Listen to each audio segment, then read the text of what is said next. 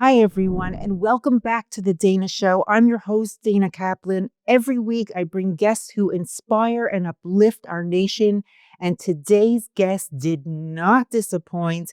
Matan Peretz, actor, comedian, advocate, and social media personality, was here. And it was just incredible to meet him and to see what he's like in person. And let me tell you, he's exactly the same, grounded, sensitive, and just such a nice guy and hilarious, of course. We talked about anti Semitism. We talked about what's going on in Israel. We talked about being an Ole in Israel, the difference between Israelis and Olim, relationships, and everything in between. It was a fantastic conversation, and I hope you enjoy it. If you like my content, please like, subscribe, and follow. And as usual, Am Yisrael Chai. Let's get into it.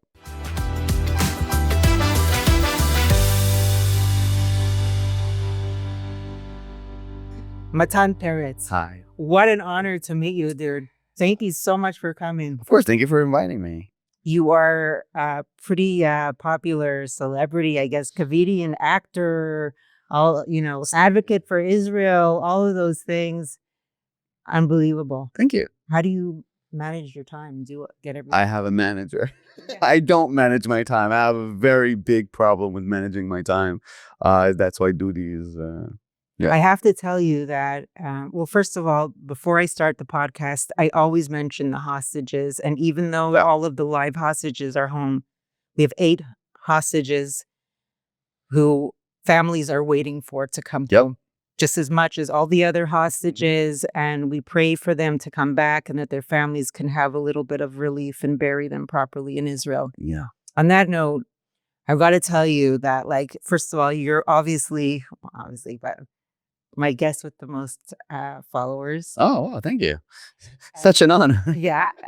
For me, it's a big deal. And the last guy that I approached to come on the show, who had about as many as you, told me he would come on if I agreed to sleep with him.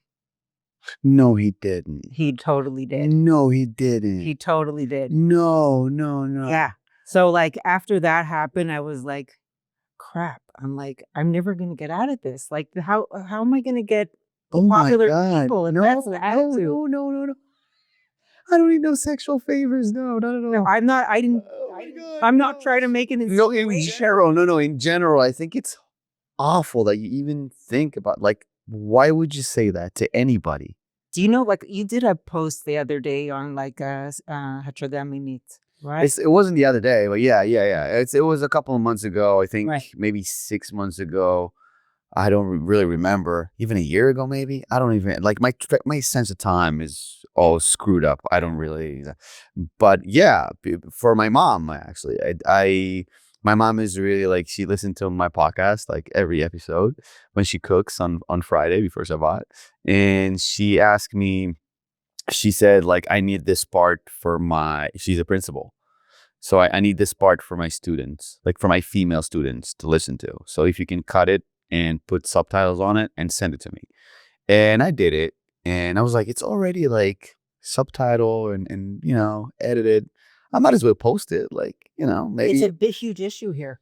It's crazy. And the reactions I got from people on the street, like from people approaching me and just holding me, like, thank you. I was like, I didn't thought I was doing anything. It was very obvious to me. It's not complicated. It's one of my favorite jokes of Gerard Carmichael, which has gone off the rails ever since. I liked him, like many other comedians in the States. He said that he was like, I have a trick so I won't get accused of rape. I just don't rape people. Yeah, and I was like, yeah, that's an awesome trick. Everybody should use that trick. So same goes with harassment. Same goes with everything else. Just, I don't know. Since I've been in Israel, it's been a big issue for me. So every single job that I had. And it's like, I don't know if it's getting worse or getting better. Hopefully getting better. I hope so. Hopefully. Yeah. I'm trying my best to, so my followers and my listeners on my podcast, one of my many podcasts that I do, that always to talk about the subject and sometimes as a comedian, I feel like I had to learn who to joke with, not even in a sexual way, just joking, because some people don't take it well. Some people get very offended. Some people, very like they didn't take it well, and I had to actually learn for myself. Like I joke only with the people I close to. Like if other people will meet me, they'll be like, "Oh, he's very serious and he's very like to the point," because I don't know you. I don't know if I can joke with you. Right. That's what comedians, we call it civilians. Like, like other comedians, sure, you say the nastiest shit, and the green room is always filled with like the darkest jokes. But when there's a civilian, you're like, okay, I don't know. Is there a big difference between Israeli comedians and like American comedians? Depends. I don't know. Like, I think Israelis are more blunt and more like to the point. Like we say shit that American comedians would never. Like the darkest one, like Louis C.K. or whatever. Like I think the one that gets closest to us is like Ricky Gervais when he's doing like the darkest jokes. Israelis love that. I went to the Bill Bear show when he was here. Like I think it was like 3 or 4 years ago, and he did a joke about like thank you for your service, whatever. That was the bit, because he was like, I don't thank everybody for their service, because not everybody was like a combat soldier. And Israelis, that speaks to us very much, because we don't say like to Jobniki, we don't say thank you for service, fuck you. And and and, and he did it, and it's a pretty dark bit for an American comedian.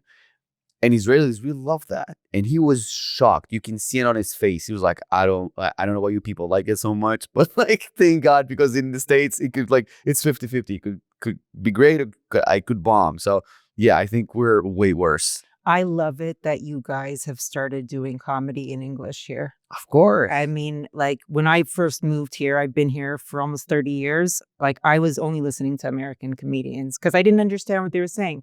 Shachar Chasson talks so fast. He talks so freaking fast. If there were no Ketuvot, I would have no idea. Yeah. But that's how I learned Hebrew. That's amazing. Yeah. But I started doing comedy in English when I started doing Hebrew. Oh, really? You started? Because my dream was always... Wait, where's your English from? TV, mostly. Really? Yeah. My mom is an English teacher. She was an English teacher before she was a principal. But like I passed her, her level very fast, because she did it. She knows English great. Like she was a teacher, but I love the language. That's the difference. You can know a language and love a language. That's two different things.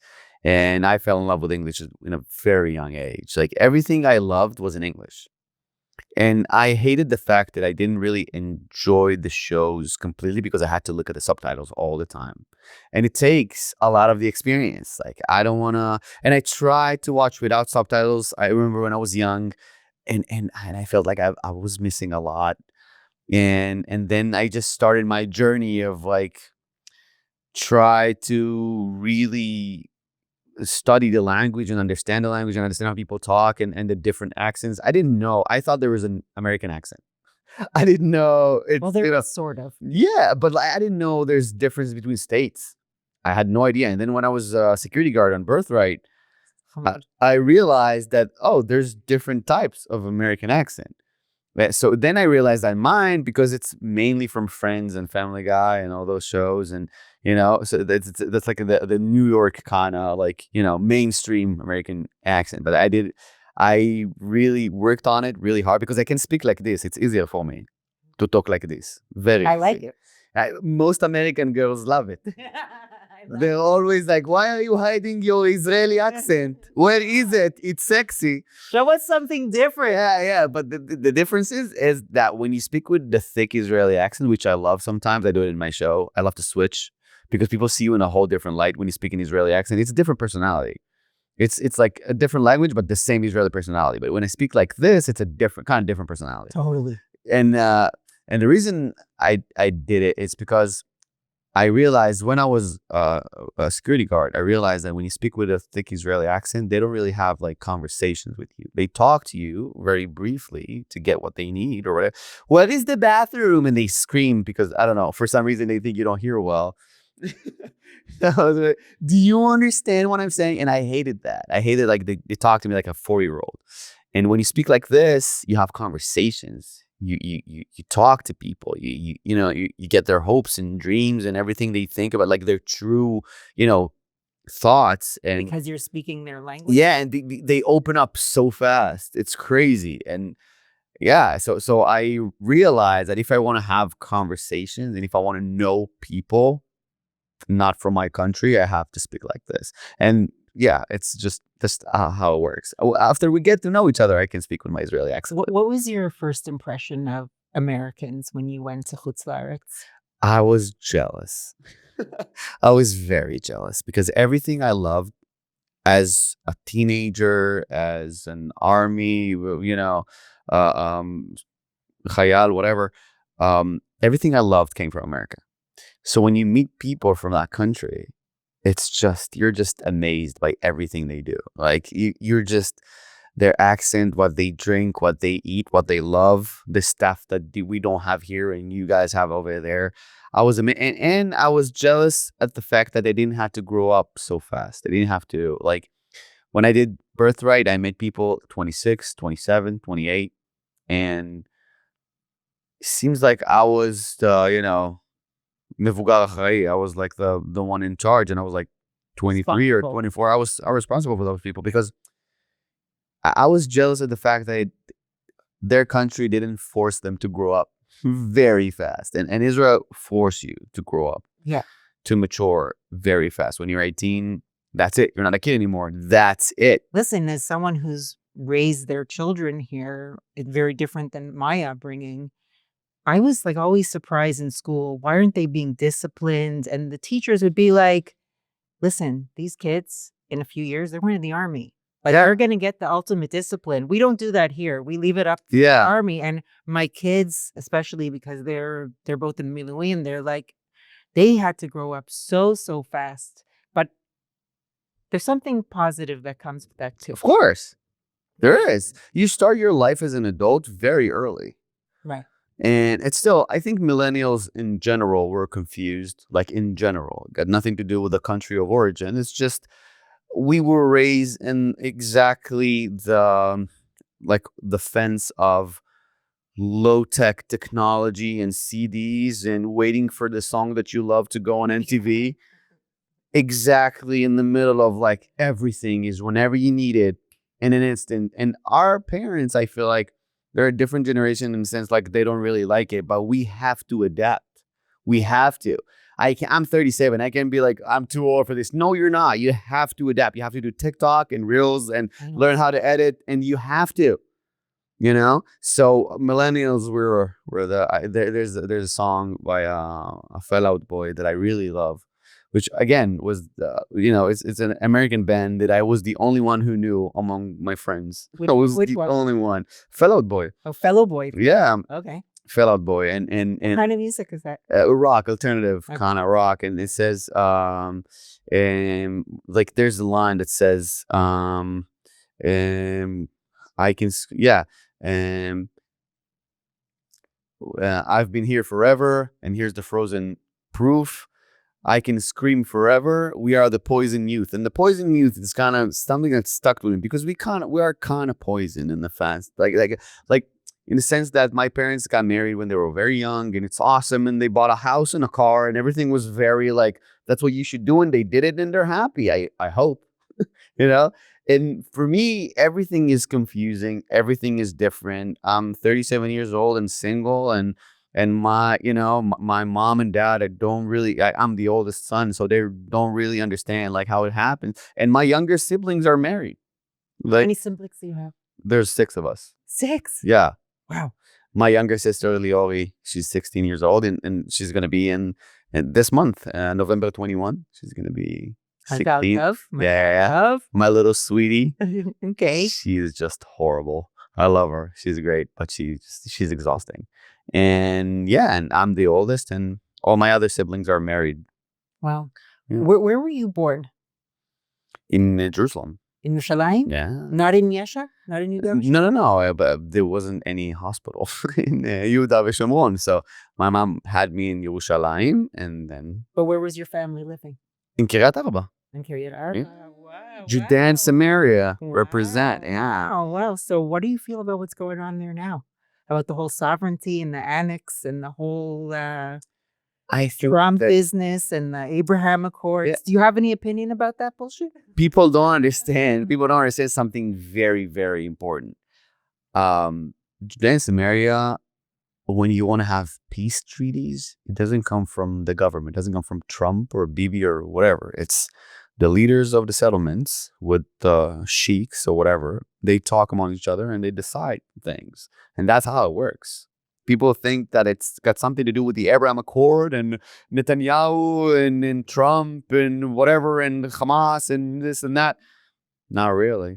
Not really. Because there's one thing that I think Palestinians that lives in the West Bank, what we call Judea and Samaria, are the only thing they're afraid of is the settlers and mitnachalim, which I hate that word, but that's, for the people to understand, because those people, which is my family, and I was one, I still am, are they're the only, barrier, the only fence between us, Modi'in, Tel Aviv, Yerushalayim, to them. And they know it and they take it very seriously. And yeah, it's a very meaningful life. My sister is in Neve Daniel. Oh, nice. I was there yesterday. Neve Daniel. Yeah. And it's like, I don't know, I keep saying I'm nervous to drive there, but the people out there, they love it. Of course they do. When I had my Echala Tarbut show last year, and I invited all of my friends from my reserve service, because my reserve service is Kitat Konenut in Hebron. That's what I do. So it's next to my mom's family, which I love. And I stayed with my uncle Moshe for like 70 days, all the time that I had a reserve. And I wanted to invite my entire pluga to come to the show. And at first I thought they were joking, but they said we don't feel safe like roaming around Tel Aviv. We don't, and I was like, what? And they said no. So weird. It is. And I thought they were joking. I was like, yeah, sure. And they were like, no, we're dead serious. I was like, why is that? And they said something that really still stays with me. They said, because here there's a fence. We know what's on the other side. But here, children can run and play in the street and run barefoot, and it's fine. In Tel Aviv, we don't know. Like, they walk, like, you can get into a shooting because some Arab Israeli decided today that he wants to shoot someone, and they were like, we don't want to be on our toes the entire time. We don't. And out of 86 people I invited to my show, 13 came. Wow. Yeah. Holy crap. Yeah, because they were like, we love you, but come do a show here. We're all going to come, but we're not going to go to Tel Aviv. And I was like, oh shit, okay. I didn't know. Isn't it crazy how in Israel, every city or area has like a different energy vibe? Yeah. It's so weird. It is, but I think it's a microcosmos of like the States, I think. Yeah, we're just like a... Yeah, like so small, but yeah, you meet people, especially when you're like me and you moved around, so you get to know like a lot of different people, and essentially we're all the same, but like those, the seasoning is a little bit different from one guy and another, and the girls are different. The state of mind of like a girl from Ashdod is to get married when she's 24 and that's it, and babies, and if you get divorced, you get divorced and it's fine, and it's, but a girl from Tel Aviv will be single in her 36 years old and she's fine with it. She's got her cat or whatever, and it's okay, and it's crazy how this works. Well, that's not only because of the ideology of the women in Tel Aviv. It's because Israeli men are so fucking difficult. And so it's the chicken and the egg. Yeah. I don't know what. And I'd like to get into that if you don't mind. Sure, why not? Why not? Israeli women are very difficult. But what's comes first? Are Israeli women difficult because Israeli men are the way they are? You know what? I have this idea. I don't know. Please share. I think Israeli men are not gentlemen because they do the ultimate macho thing by being in the army. So they feel like they're covered for the rest of their life because they're protecting the country. But the thing is, I have to disagree because the thing is, everybody does it. It doesn't impress Israeli women. So it doesn't matter. It doesn't really matter. American women. Wait a second, when the man goes off to Miluim and the wife is at home with the kids. Yeah. Right? Okay, sure. So he's doing the most. Yeah, but it's not like we're so used to it. It's nothing special. As an American, when you look from the outside in, you're like, oh, this is crazy. Israeli men are the way they are but when you're inside, you understand it doesn't really. I'm trying to paint you guys in a good light. But I'm trying to paint you in a good light. No, you guys are doing something gentlemanly, and you're saying, no, we don't. No. I think there's unfortunately there's a big difference in the way that we're raised, because I was raised religious. Me too. So you know that it's difficult for us with like eye contact with different sex, and you always take a step back. Like it's almost an instinct. And that's one of the things that even when I stopped being religious, when I was 27 years old, I decided that I'm keeping. I don't hug people I don't know. Really? I never. Like I take pictures with fans sometimes. Like I can't have it. Of course, never touching the women. Wow, beautiful. Just because it protects me, it protects them. I love it. It's such a great habit. It's like washing your hands after you go to pee. It's why not? It's it's a great habit to have. Right. You can't not do it, but nobody will say anything. So are you Shomer Nagia? What? With people I don't know. Yeah.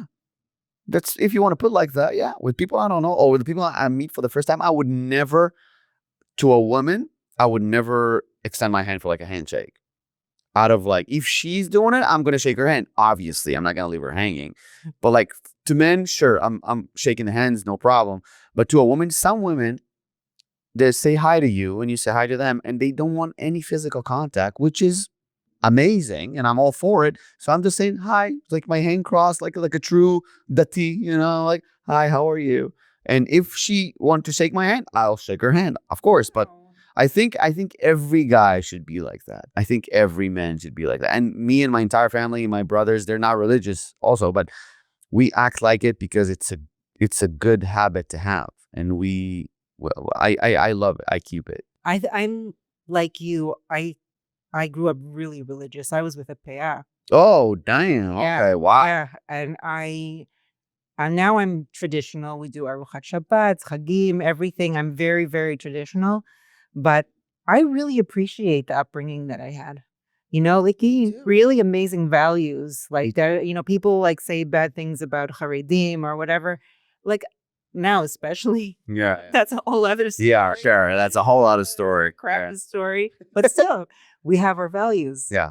And I appreciate that. Me too. That's the reason why when I started getting in the past, I think 3 years and more so in the last 2 years, when the volume is really big and people are just running to hug you, which is a very Israeli thing to do. But I'm like, I decided consciously, I was like, okay, we have to stay the same and we have to take a step back from all the 17, 18-year-olds that run to hug me. And I was like, that's my fans know that. That's why when they go outside and when I say hello to my fans after the show, they always ask, can I give you a hug? Like, can I shake your hand? Can I?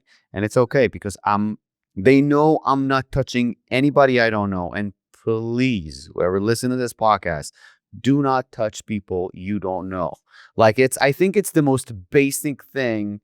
I ate one of your cookies, so I feel like it was amazing. Really? Chocolate chip? Dude, you could have. I made them for you. Oh my God, so good, so good. But please, like, and it's very important to me. And my mom is religious. My mom is a Kisui Rosh. And and when we bring new people home, we always say like, say hello to my mom. Do not take her hand. She won't take your hand. Like it's just we just because we don't want any awkwardness. Women, sure, go hug my mom. Of course, my girlfriends that I had, my sisters-in-law, sure, no problem. And because we were so conscious to this, my dad became this, and he's not religious at all. My dad is not religious, but he does the same. Like he's not like if there's a woman, he says hello. I You have the know, funniest story. I met this girl last week and she told me, like, she's my age. She's also divorced. She goes out on dates. She says, like, when she goes out with a guy, she says to him right away, don't make the first move. She's you, like, if I'm interested, I'll make the first that's move. awesome. You like that? Of course, because I'm the other side of that coin. You do the first move. All right. I'm a guy, like obviously, because that's how we're built. I'm stronger than you. I'm Some people think so. Yeah, I'm stronger than you. I'm the more dominant, whatever. That's why for me, I love it when the woman makes the first move because then I know, oh, she feels comfortable. Right. She's Love like, I it. just want to avoid an uncomfortable situation. Love it. I never do the lean. Like for a kiss, I never do. Really? You Never. always wait for a girl to make the first move? No, but I don't feel comfortable. Like I don't want her to feel comfortable. Yeah, and there were so many dates that like afterwards, the girl told me like I was waiting for you to kiss me. I'm sorry you waited. I'm not gonna do it. Like It's hard. I know It's scary. it is, and I don't want to put you in a position that you will kiss me just to avoid the awkwardness. No, that's not why you touch people. Just because, oh, you won't be awkward. No, have to be very, I'm big on consent. I'm sorry if I'm old fashioned, but I'm big. And people were commenting on that post that we talked about, like, you simp, you only do it to please your wife. And I was like, I'm not married, but okay. And a lot of like, you try to like get women on your side. I was like, because I said don't rape women, I'm like schmoozing to the other You sex. need more people like Are you crazy? I felt so bad. Like obviously I blocked each and every one of those guys because I don't want them anywhere near me. Like those guys who said, what did she expect that will happen when she go up to his apartment? That mindset, I'm sorry. That mindset is freaking me out. Because of my sisters, because of my nephew, my niece, if I'm ever in a position that one of the people close to me will say he did that to me and I couldn't do anything, and the guys will be like, oh, what did she expect? Like, I will turn hermicidal in a second. Like, I don't like that part of me of like, what did you just say? I'm trying to avoid it as much as I can because I do martial arts for like my entire life. Basically, I did judo and karate and Thai boxing and whatever it is. Just because I live in Israel and you have to, Right? you kind of have Right. to, That's right. because you don't have always a weapon, and you have to know how to take someone down with just your bare hands. So it teaches you a lot of self-control, but That's right. Discipline. discipline and self-control. But the other end is, it's like, if somebody will try to do something to my family, I'm like, I'm kind of scared of the fact that I know that I can do something. And Why? It's a tool. it is, but Something sometimes, in your wheelhouse. yeah, but sometimes I wish I didn't have it. Just that's the reason I didn't get a gun. I could. I have all the permits. I can have like for my reserve service. They handed him out. Like if you need a pistol, just take one. And I didn't because I don't want to test myself. Really? Yeah. You know, they just in Modi'in, they just passed a law that everyone can get a nishor for a gun. And I was working in Mada, and I got a nishor from them, and I didn't want I didn't want a gun. I don't want their responsibilities. Yeah. Same here. It's like even if they teach you how to use it properly, it's like you never know when you're in that situation how fast you're going to be able to maneuver and target and whatever. And it's really serious. It is. And I know how to use a gun very well. Like a pistol, a rifle, whatever you give me. I know how to handle those things. I love it. Like in the range and going at, like, I got great scores. Love it. But I don't want it in my civilian life. How do you deal with rejection?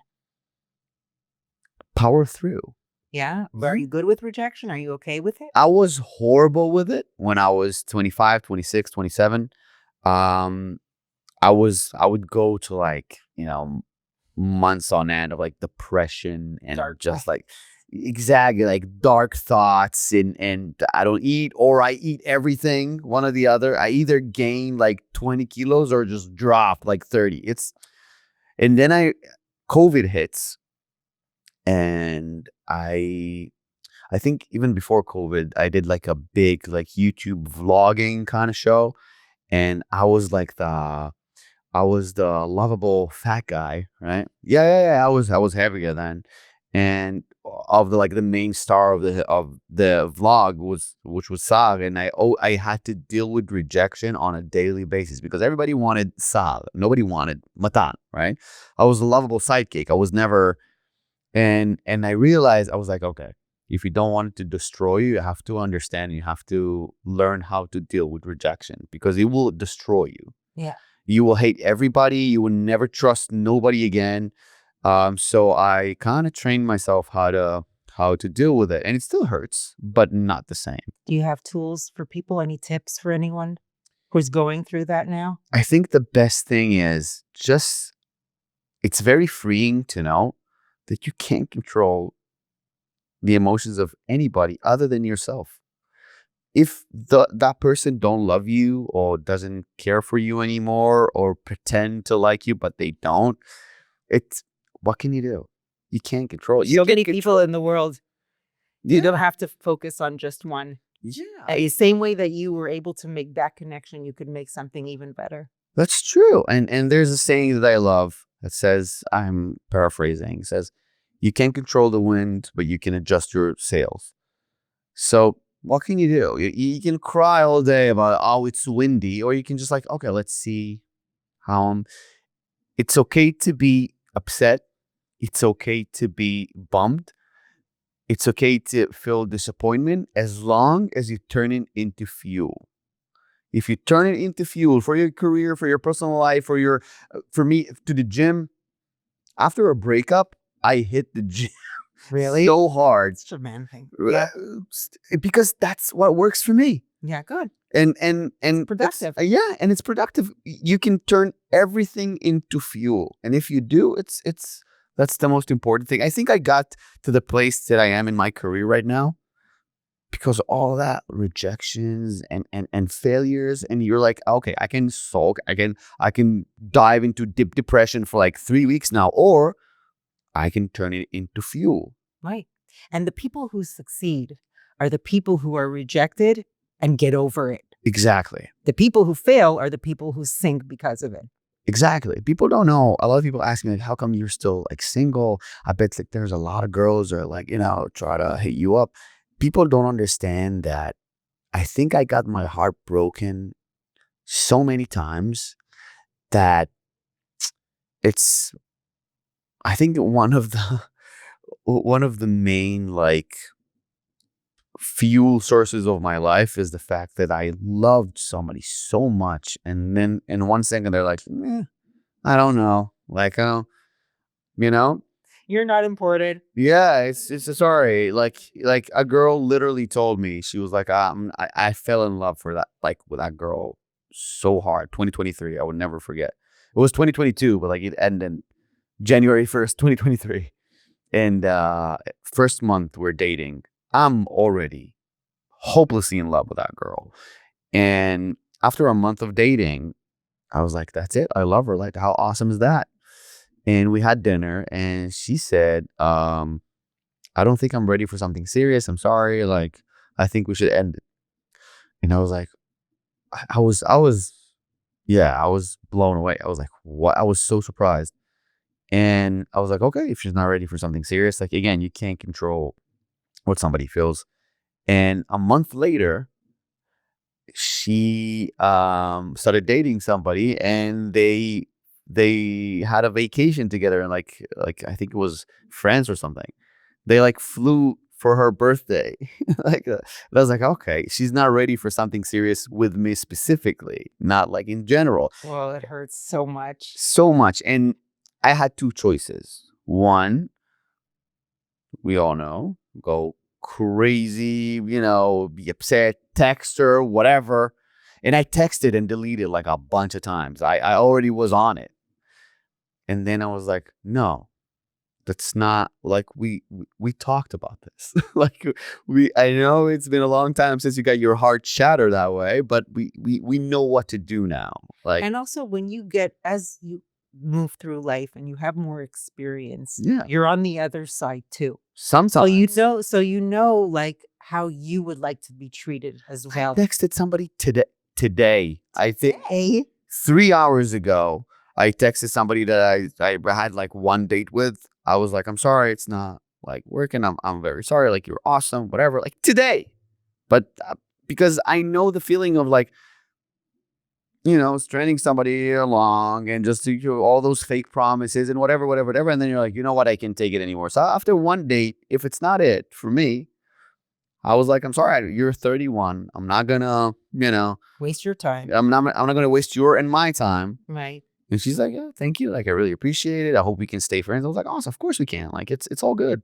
No harm, no foul. Like, that's why I don't go to intimacy, let's call it that, very fast. Because I want to have that, like, let me first understand what this is. Because if you go straight to bed, if you want to send that message, you're a douchebag now. Yeah, that's right. And you are. So justifiably so. So that's why I'm like, I had this conversation with a friend of mine, and she said, but you dated her. And I was like, yeah, we went for like 3 dates. We didn't sleep together. It was like, what? And I told her we have a different, like views of dating. When I said I dated someone, doesn't mean that I slept with them. It takes me time. It's still my dati. Like I Listen, when you have sex with somebody, you take on their energy. yes. And you got to be really careful what kind of energy you allow into your life. And not just sex, with everything. Yep. Sex especially because it's so intimate. It is. And then it starts messing with your brain. You got to be really, really careful. I want to talk to you, Matan, about your advocacy. Let's Yeah, I want to talk to you about how you, I don't know, changed or, you evolved into being an advocate for Israel, going from comedy. And one of the things I wanted to ask you was how you personally handle it. Meaning, you're dealing with, you're an Israeli, you're dealing with all the crap that's going on here. You're healing yourself, you hear all the bad news, and then you're like standing up and taking the control over having an impression on a lot of people. How do you manage both of those things? How do you deal with it? It's not easy, but I think It must have some effect on you. yeah, I think it gave me, in a weird way, it gave me a lot of hope because after the war broke out, we became so like, the Jewish world became so small and everybody knows everyone.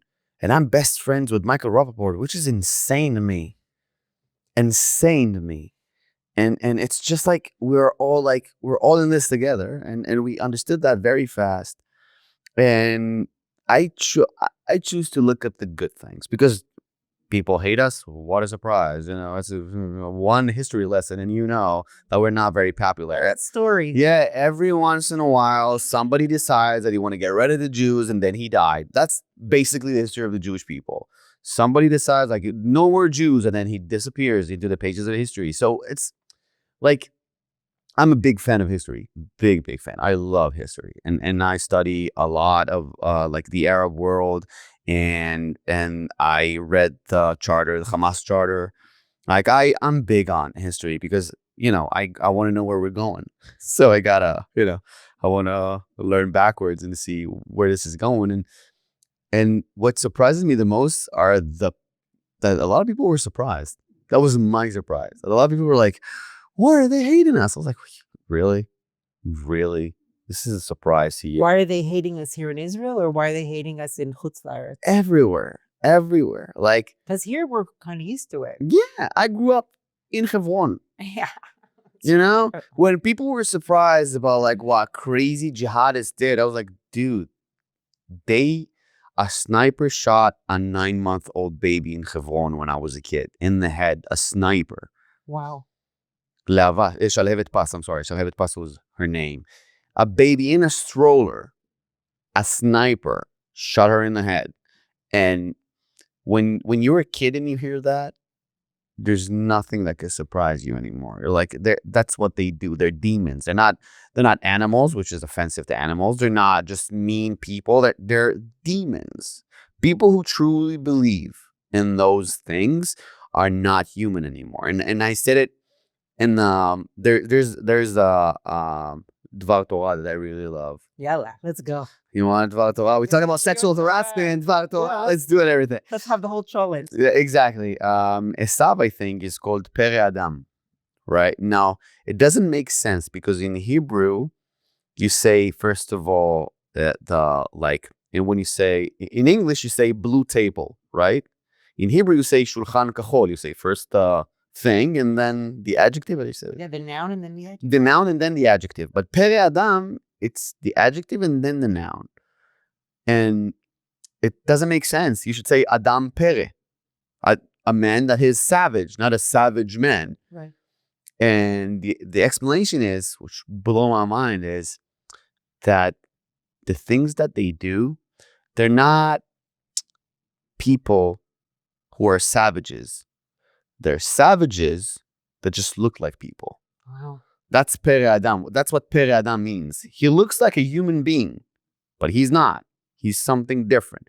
And it was always very like this horrible explanation that we couldn't even grasp. And then you saw, I haven't seen a lot. I've seen like a little itty bitty clips because I want to preserve my, sanity, my sanity and soul of the October 7th massacre.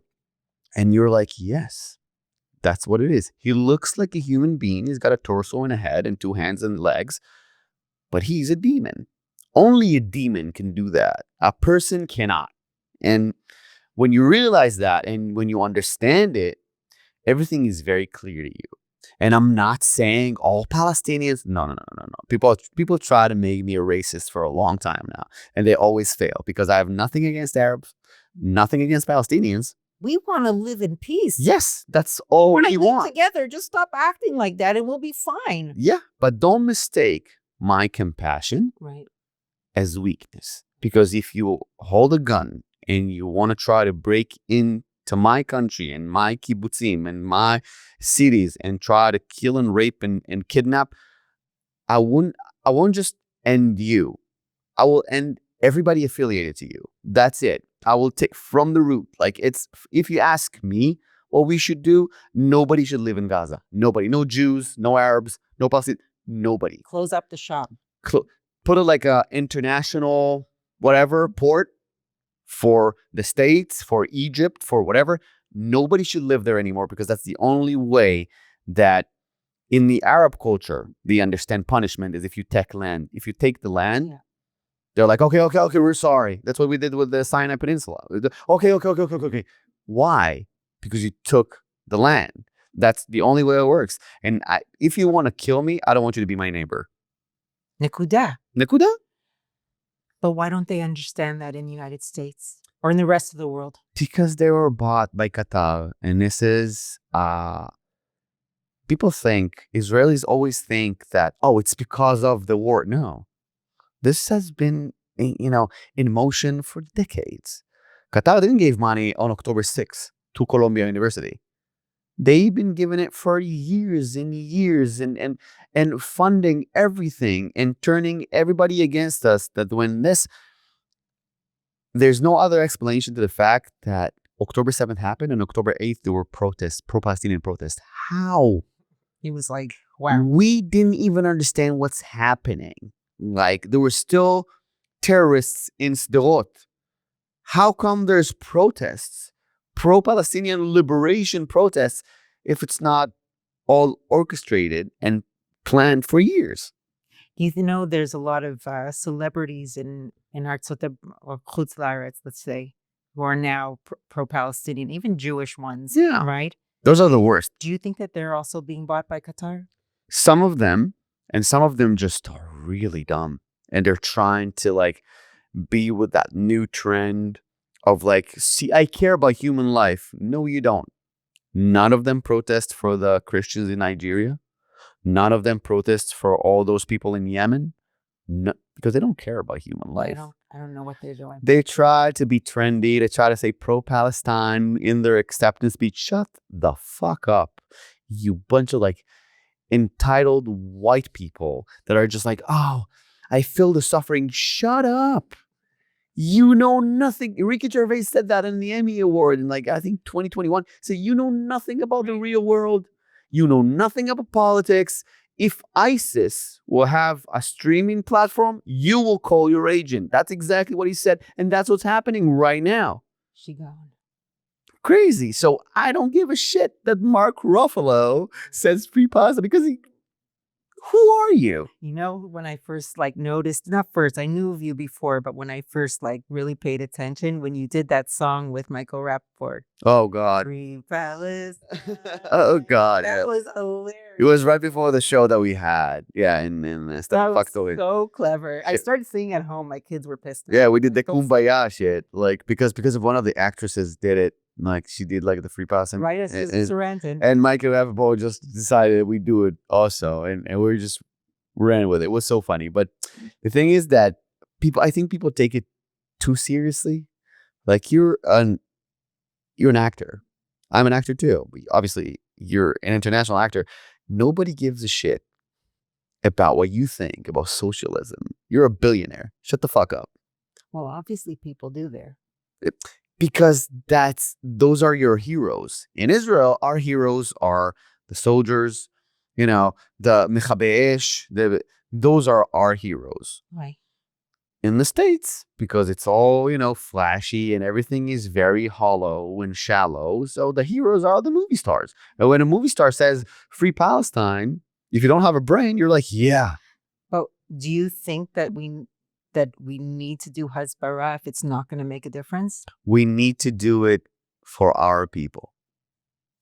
I realized that after the first year of the conflict, after October 7th, 2024, I realized that I'm not doing this to convince anybody.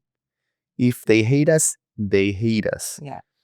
The people that I've seen that changed their mind did it on their own. Nobody ever said, oh, this guy convinced me. Ever. They were like, I said that I care about the Jewish babies that got murdered, and people blasted me with hate. And then I realized, okay, maybe I'm in the wrong camp.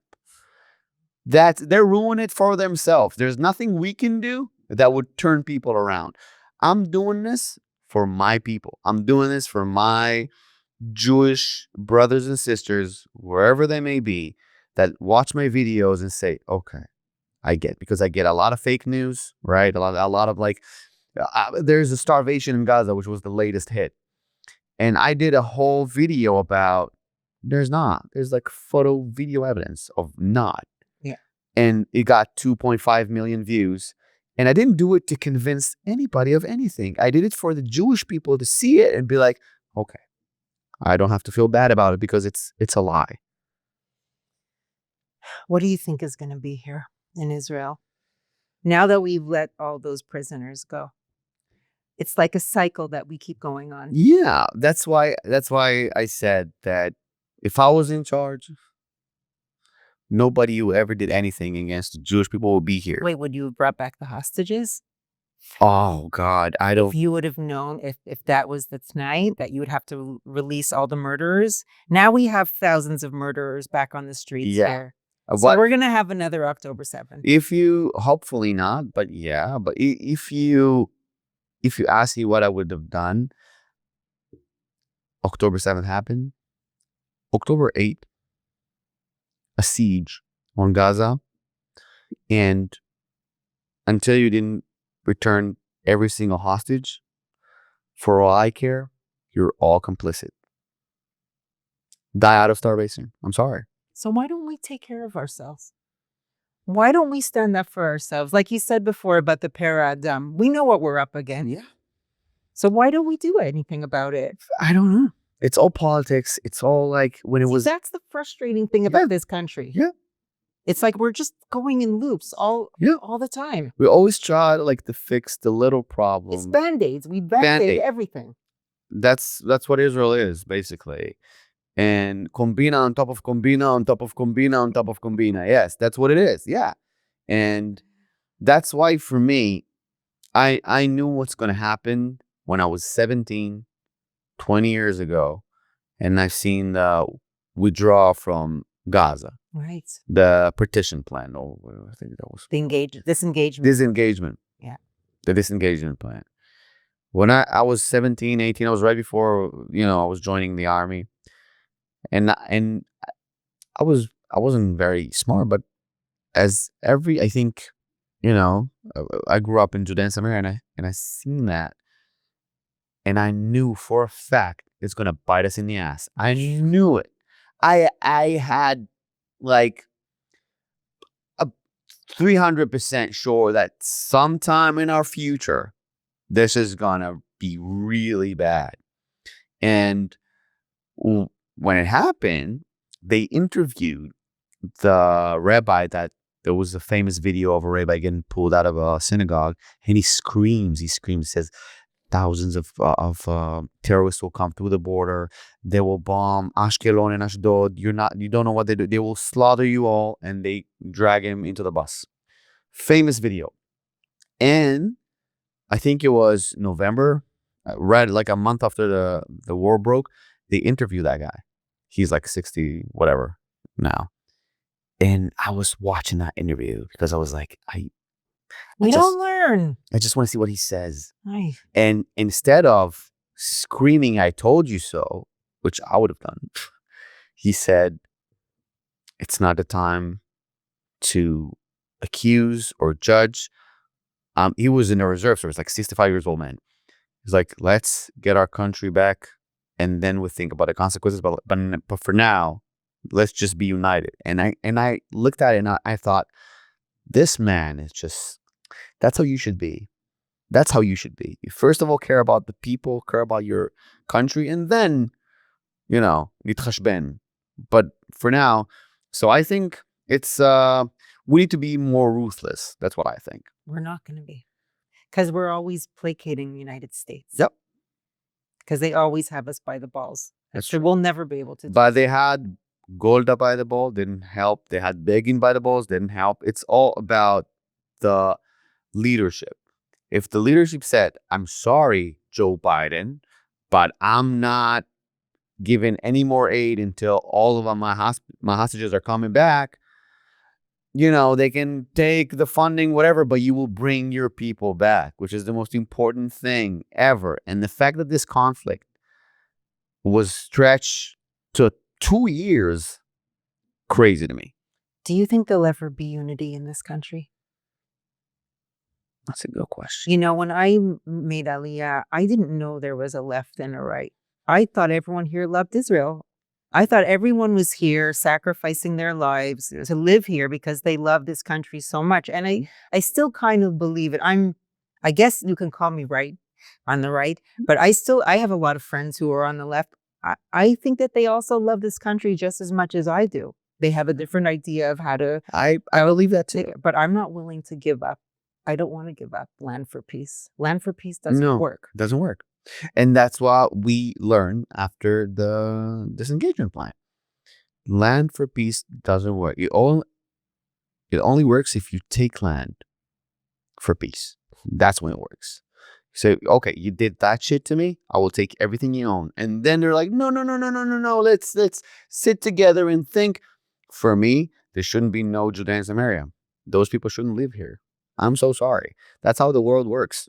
We had a huge war. Who shouldn't live there? The Arabim or the Israelis? The Arabim. Oh, okay. The Palestinians, they shouldn't live here. Why? Our parents and grandparents, awesome. We had a war. You attacked us on 48. That's it. You lost. You lost. You know what happened when you lose? You get the fuck out of here. That's what happened. That's how the world works. And the fact that we let them stay here, thinking naively that they'll be grateful for that, That was the first of many, many, many, many, many more problems and wrong decisions that we made throughout the years. And for me to look at the situation and think, if they think I'm radical because I said that if you want to kill me, don't be my neighbor, it's a big problem. It's a big problem. You want to live in peace? You want to be a part of us? You want to be a part of this country? Amazing. Let's do that. If you don't, do not be my neighbor. That's it. Like the song was, what's that guy's name? The one, won't you be my neighbor? Oh, no, I don't. That's too American for me. I don't know. It was like a children's show. What was his name? Somebody tell me what the name was. I forgot what his name. No idea. But I think it's yeah. Okay, I wanted to ask you a question because I really wanted to ask an Israeli this question for many years. Let's go. I have a segment called Why Do Israelis? Why do Israelis steal a galot from the supermarket and bring them into in their apartment buildings and use them for their personal use? Because first, it's illegal. First of all, it's illegal here too. It's terrible. Okay, you wouldn't know it. It's stupid, and it's a theft for all I care. But people think in Israel there's a concept when you put money into something, you own it now. Yeah, shopping carts and women. you know, and it's obviously not true.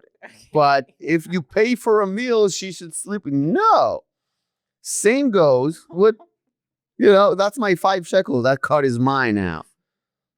So yeah. So in my building, it's really nafutz. We have a few. And one of my neighbors actually put a lock on it. Wow. I took a picture, next level. Wow. Right? So I wrote him on our building chat, and I'm like, you know that it's a stolen item, right? Why would you put a lock on it? He's like, because I don't want anyone to take it. Like, he didn't even understand why it wasn't okay. That's the most Israeli thing I've ever heard. Dude, it was crazy. That's crazy. Okay. Why? Go ahead. I have so many, but I'm keeping down to 2. No. Why can't Israelis stand in a line? You want my answer, really? Yeah, for real. I think because when our people stands in a line, usually doesn't lead anywhere good. You think because of that? Last time Jews stand in a line. Oh, you're so morbid. Oh my God. That's crazy, dude. That's crazy. We do not stand in a line anymore. That's it. A lot of Israeli, I'm joking, obviously, but a lot of Israeli behavior is really root from the, let's say, tragedies or the mindset that came from diaspora Jews. So when you're outside of Israel, you're always a guest. You're never a homeowner, really. You're always visiting, you're a guest, you're always subject to the mercy of the government, if it's a Muslim government or a Christian government, whatever it is. So when Jews had a country, and now we're the actual owners, and that's our home, our mentality is, this is my house, this is my place. And I think a lot of the Israeli behavior, which is cutting line, drive like crazy, putting a lock on shopping carts that you stole, a lot of that, it's because we want to feel like we control things here. That's what we do. That's why when Israelis feel such a lack of control. Exactly.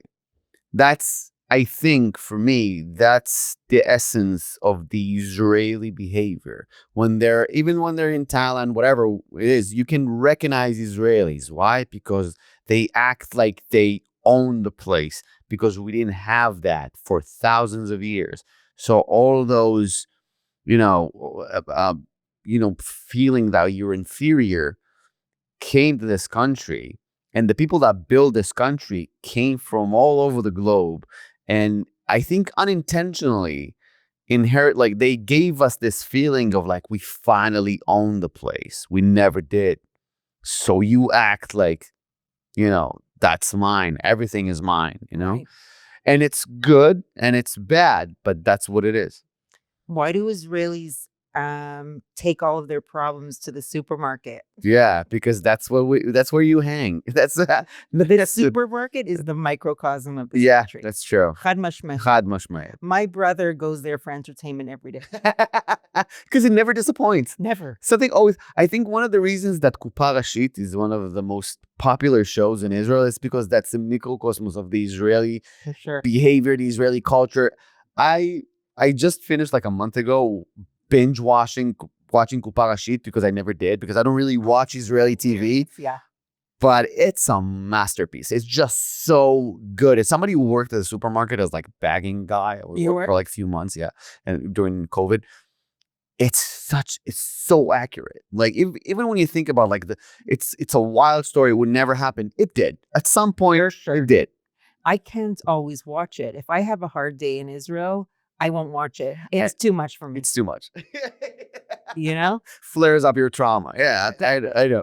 That's why it's my comfort show. I just finished it, but it's such a like home. Yeah, you feel like, oh yes, it's because 99% of the shows that I watch obviously are American. 99% of the shows. So I have to imagine what it's like to live like that. What's your favorite show? Oh, there's so many. Friends, Modern Family, Family Guy, Brooklyn Nine-Nine, New Girl, Big Bang Theory. Mostly comedies? Yeah, it's like my comfort shows. It's I just put it on and I let my mind just like, relax. It's a world that comedies are always so like well lit. It looks so good. Everything is so warm, but it makes me feel like the world doesn't look like it at all. Especially my world, it doesn't look like it. As somebody who like my main job is at night. Like I see people mainly when I perform at night, and comedies, especially rom-coms, or especially sitcoms. Sorry, everything is so happy and warm and nice, and it's a world that I wish I was living in. Do you know Guy Penis? Yeah. Okay. I just wanted to say that name. Okay. Yeah. When I moved to Israel that year, his show was really big. It was in the late 90s. Still is. Yeah. And he had a commercial. Yom Rishon Guy Penis Peshesh. Yom Sheni. And I was like, I can't believe they're saying that. They think, dude, what's the deal? Yeah. It's crazy. I remember the first. Sorry, I'm being immature. No. It's crazy because I remember when they You don't hear any Americans with the last name Penis. They interviewed a bunch of celebrities. That's true. They interviewed a bunch of celebrities and said they told them to say good evening, Guy Penis, Erev Tov, Guy Penis, because Erev Tov is his show. Yeah. And you can see the confusion every time. They're like, good evening, Guy Penis. That's his name every time. And it's just hilarious to me. Yeah. Okay. One more thing I wanted to talk to you about. Yeah. You had on your podcast, Olim Tel Aviv, you guys had a noseh, and you were saying how you're not a real ole unless you mix with Israelis. Yeah. So I just want to tell you from my experience, I did when I first moved here, and I think it was a mistake. Why so? Because it was very alienating for me. Okay. You understand that we have a very different culture. Very. Very different culture. I'm not saying not to make friends or try, but I'm saying that, like, especially now when there's a huge surge of people making Aliyah, I think it's beautiful that they have their own communities. I think so too, but I think it's it's also dangerous because you never really integrate. But do you know how difficult it is to integrate with you? Yes, I bet it is. You know how hard it is? I've only up until the last 5 years started making Israeli friends, and that's 25 years after I got here. It's hard. I know. I'm not. You guys are not fucking easy to get along with. Not at all. Again, because Israelis are very affected from that. I don't want to. I got my people. Right. That's very Israeli. They're very close. They're very warm to each other. Yeah. And once you get into the group, but they don't want new people. That's why we do want new people. The men do, but the women are no. The men no, but that's why you have to find those Israelis that, and there's a lot of us, me included, that if if Americans are, let's say, red, right? And Israelis are white, which is funny to say because we're not. But like, let's say you have to find the pink ones. You have to find the mixed ones. Either really mixed, the mom is American or the dad is American, or just like really love the American culture. And then by extension, they love you and they will help you. They will, because Israeli, let's take the hardcore Israeli and you bring them a hardcore American. Oil and water. Yeah. But I'm not talking about those. I'm talking about like all the middle, all the mixed, all the one that, will try, even if they don't really know, they will try to help you out. They will try to try to do what they do, because obviously we want more Jews to come here. That's a given. Yes, it's hard. Do you know that when I made Aliyah with my ex-husband on the plane, when we landed, was his first argument with an Israeli, when they were taking all their bags off and everyone's bumping it into their heads. And one of the people said to my husband, "Go back to America. Yeah, we don't want you here." That was our first experience before we even got off the plane. And just so you know, then Chutz La'aretz, when you go, let's say, when I go back home to Canada, to Toronto, the Israelis there, they stay as a clique. They don't That's mix. not good. They don't mix. That's not good. Like, I went to the mall and outside they have a Starbucks and a bench. There was like 100 Israelis sitting there. You could hear them from the parking lot. Okay. No, they don't even speak English. They all speak Hebrew and they're in their little. That's not good. It's exactly what I was saying. Same. It's the other way around. Do not expect to integrate in any country when you have your community and that's it. That's why the Haredi people in Brooklyn are a closed group, doesn't integrate. That's bad. That's not good. If you want to be a closed community, be in your own country, a closed community. Sure. But when you look at it on like in the Muslim perspective, there are whole neighborhoods in France and London, whatever, that the police doesn't even get in. Right. Why? Because they don't want to integrate. Right. They want to stay the same that we were in Afghanistan or whatever, but just like in a different country. And that's horrible. Now, obviously, it's not the same, light years apart. But when Olim come here and they always stay in their group of Olim, very comfortable, very nice, soft landing. But you can find yourself be here for like 5, 8, 10 years and still doesn't really speak Hebrew, doesn't really understand Misrad Apnim, don't have Israeli friends. And then a lot of them move back to America, which happens to a lot of my friends. After 3-4 years, they're like, I can't find myself here. I might as well. If I'm living in an American community in Israel, I might as well go back to Texas. I also think the more Americans that come here, the more Israel will be saturated with American mentality. And so it will kind of like, dissolve a little bit of the harifness of Israel. I love it. Yeah. You should. Dilute. And it's so true. I think that the more Americans, Canadians, whatever, come here, the better treatment will be for women. People will be nicer. People will be more relaxed. Can you imagine if we had Me Too here? We had a little bit before COVID. We had in the stand-up world. Guys would be in jail right now. Yeah, a lot. But in the stand-up world, we had like a huge thing right before COVID, and then it disappears, obviously. Right. But yeah, I realized then that what I'm doing is awesome. Like, keep doing that, because you hear stories about like female comedians that talk about like male comedians. You're like, he did what? And I was like, okay, I get it now. You should, yeah. Matan, is there anything that you want to promote?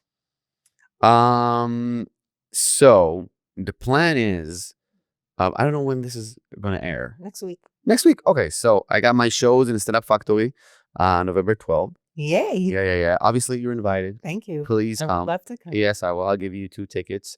No favors. Just I'll give you just get the tickets and that's it.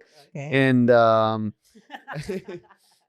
want to be very clear on camera. That's you just say your name in the address and just get in. And so my show in Stand Up Factory Tel Aviv, and I'm planning my tour on January in the States. So hopefully we're just in the planning stage. But the next show is in December, I think 7th. So I don't remember. But there's a show on in November. November 12th, December, I think 7th or 8th. I don't remember. So please come to those shows. It's going to be awesome. And are you going to Chutz La'aretz? January, hopefully. Okay. 3rd week of January is the plan, but I'll update soon. Okay, great. It was really a pleasure meeting you. It was. I had so much fun. Me too. I really appreciate. I know you're a podcast guru, but it was an honor for me to meet you in person. I really appreciate you and all you do for Israel, for Am Yisrael, and you should have continued success. Thank you. I appreciate that. And thank you for having me. Simcha. And thank you for the cookies. That was amazing. You're going to take one? I will take another one. Okay. Bye, everyone. Thank you for tuning in to this week's episode of The Dayna Show. If you like what you heard, you can subscribe to the podcast, like and share with your friends on social media, and rate us 5 stars. Don't forget to tune in next week, and we'll see you then.